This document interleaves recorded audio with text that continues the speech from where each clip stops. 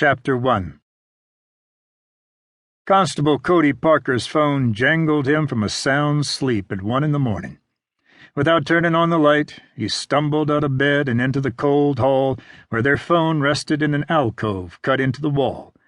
He answered, and 2 minutes later hung up without saying anything other than, "Okay." Carl Gibbs and his wife Tamara were fighting again, and, as usual, it had reached a climax well into the night.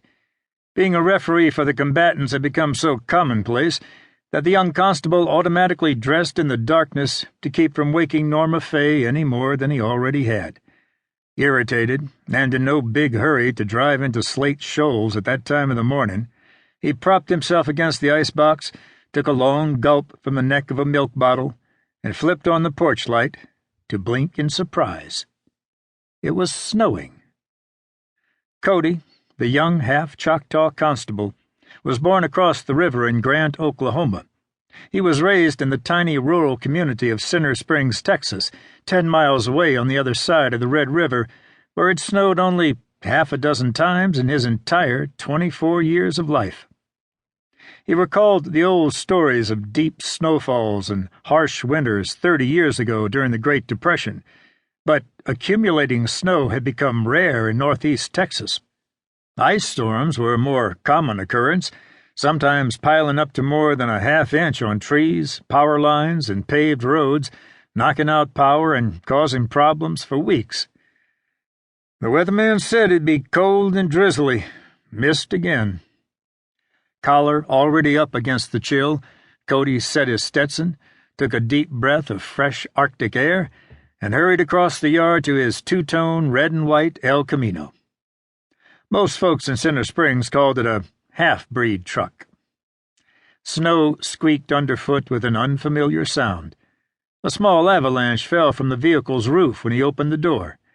He dropped heavily into the seat and twisted the key. Silence. The battery was deader'n a doornail. He grunted in frustration. Jumping it off from Norma Fay's red Plymouth Belvedere wasn't an option in the darkness and freezing weather. Instead, he trumped through 10 inches of soft powder to take Norma's car. The Plymouth started right away with a low grumble. He impatiently punched the high heat control button, knowing he'd be colder than a well-digger's butt for several minutes before the thermostat opened enough to send warmth flowing from the vents. Cody wasn't comfortable with the unfamiliar new car and the awkward push-button gear shifts on the dash. He preferred a traditional shift lever on the steering column where it belonged, but his new wife's car was his only choice unless he cranked the John Deere and drove the tractor across half the county. It wouldn't be a bad idea to check the tractor's battery when he got back either. All this snow guaranteed stuck cars before the day was over.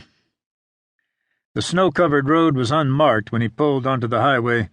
Already frustrated to be out in the worst winter storm in 30 years, Cody unconsciously pressed the accelerator as his anger escalated. He followed his headlights through the storm. Most of the big snowflakes blew over the windshield, but enough began to accumulate that he turned on the wipers.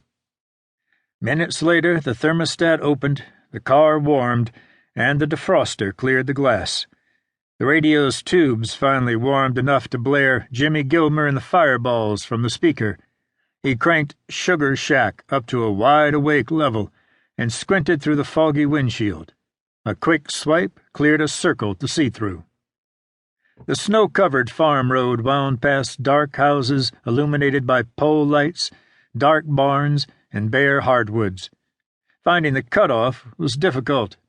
The world slept in a thick coat of white, but he finally recognized the fork divided by a cluster of out-of-place pine trees. Someone else had been out.